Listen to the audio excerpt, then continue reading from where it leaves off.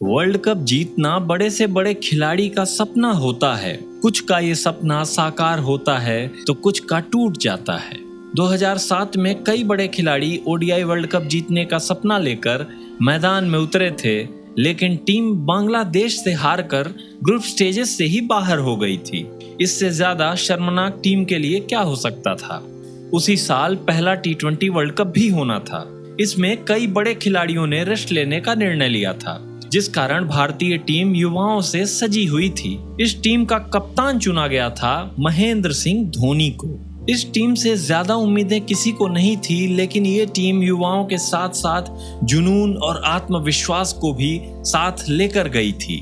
भारतीय फैंस ने भी इस वर्ल्ड कप से ज्यादा उम्मीदें नहीं की थी, लेकिन विपरीत परिस्थितियों में जब कोई इतिहास रचता है तो उसे मिरेकल कहा जाता है।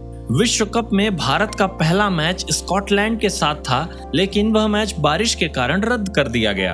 अब उस मैच की बारी आती है जिसका हम भारतीय फैंस को बेसब्री से इंतजार रहता है। India versus Pakistan. भारत का नाम के लिए तो यह दूसरा मैच था, लेकिन पहला मैच रद्द होने के कारण वह पहला ही मैच खेल रहे थे। जब टॉस के लिए भारत के नए कप्तान धोनी मैदान में उतरे तो टॉस भी हमारे पक्ष में नहीं था। पाकिस्तान ने टॉस जीता और हमें पहले बैटिंग करने का मौका दिया। भारत के पास गंभीर और सहवाग जैसे दो जबरदस्त ओपनर थे, लेकिन उस दिन शायद किस्मत को कुछ और ही मंजूर था। मैच के शुरू होते ही गंभीर के रूप में भारत को पहला झटका लगा।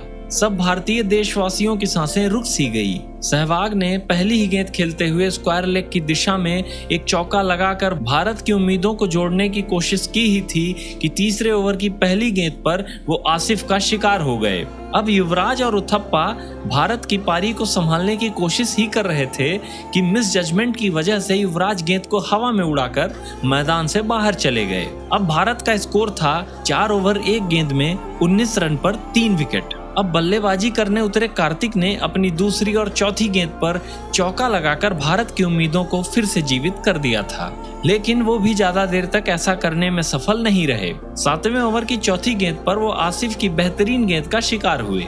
अब भारत को जरूरत थी एक बेहतरीन पार्टनरशिप की और मैदान पर उतरे महेंद्र सिंह धोनी और उथप्पा ने मिलकर एक अच्छी पार्टनरशिप बनाने की कोशिश की। 10वें ओवर की दूसरी और चौथी बॉल पर 2 छक्के लगाकर उथप्पा ने यह बता दिया था कि उनकी काबिलियत क्या है। 12वें ओवर में उथप्पा ने 2 चौके लगा अपना अर्धशतक पूरा कर लिया था। अब भारत एक मजबूत स्थिति में पहुंच चुका था कि तनवीर की एक गेंद उथप्पा के बल्ले को चूमती हुई विकेट कीपर तक पहुंच गई।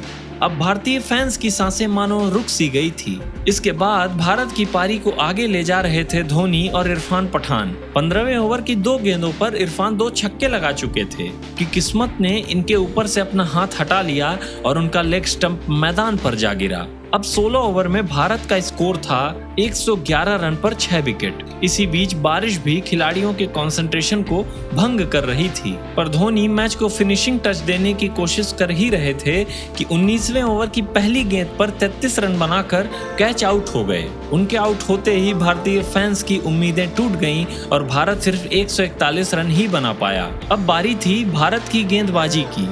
अगर पाकिस्तान इस छोटे से टोटल को 14 ओवर में चेस कर लेता तो भारत स्कॉटलैंड से भी पीछे आ जाता या शायद वर्ल्ड कप से बाहर ही हो जाता। पर किस्मत भारतीय टीम को कहीं और ले जाना चाहती थी और आरपी सिंह के द्वारा डाले गए तीसरे ओवर की पहली गेंद पर नाजिर बोल्ड हो गए। ये भारत को थोड़ा कॉन्फिडेंस देता कि उससे पहले उसी ओवर की चौथी बॉल पर कामरान ने चौका और छठी बॉल पर छक्का लगा दिया, लेकिन आरपी सिंह बिल्कुल भी नहीं घबराए। धोनी ने उनसे लगातार 4 ओवर डलवाए। उनके 1 ओवर में 10 रन जाने के बावजूद उन्होंने 4 ओवर में 23 रन देकर 1 विकेट लिया। 8वें ओवर की दूसरी गेंद पर अगरकर ने सलमान को आउट कर दिया। 9वां ओवर भारत के लिए एक ड्रीम कम ट्रू ओवर था। इरफान पठान के उस ओवर की पहली गेंद पर युवराज ने कामरान अकमल को रन आउट कर दिया और उसी ओवर की 5वीं गेंद पर यूनिस खान को इरफान पठान ने बोल्ड कर दिया। अब भारत मैच में पूरी तरीके से पकड़ बना चुका था, लेकिन 14 ओवर तक भारत को एक भी विकेट नहीं मिला और पाकिस्तान का स्कोर था 80 रन पर 4 विकेट। 15वां ओवर डालने आए इरफान पठान ने एक बार फिर भारत की उम्मीदों को जिंदा करते हुए शोएब मलिक को आउट कर दिया। पाकिस्तान अब संकट में था, लेकिन मिसबाउल हक अभी भी मैदान पर थे। उनका खड़ा रहना भारत के लिए बुरा संकेत था और हुआ भी कुछ ऐसा ही।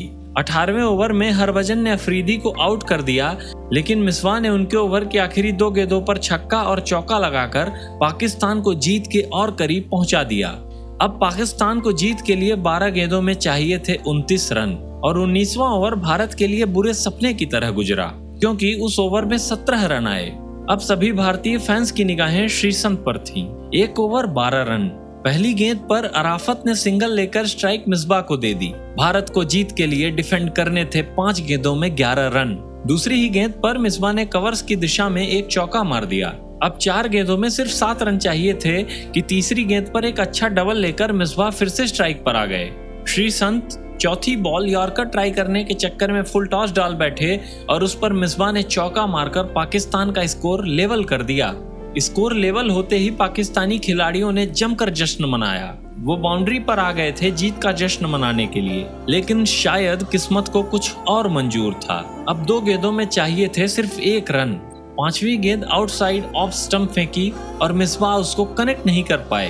अब आखिरी गेंद पे चाहिए थे सिर्फ 1 रन। उस गेंद को मिसबा कवर्स की तरफ मारते हैं पर अच्छे से कनेक्ट नहीं कर पाते, लेकिन तभी युवराज का नॉन स्ट्राइकर एंड पे एक बेहतरीन थ्रो मैच टाई कर देता है। जी हाँ, वो मैच भारत पाकिस्तान की मुट्ठी से खींच ले आया था।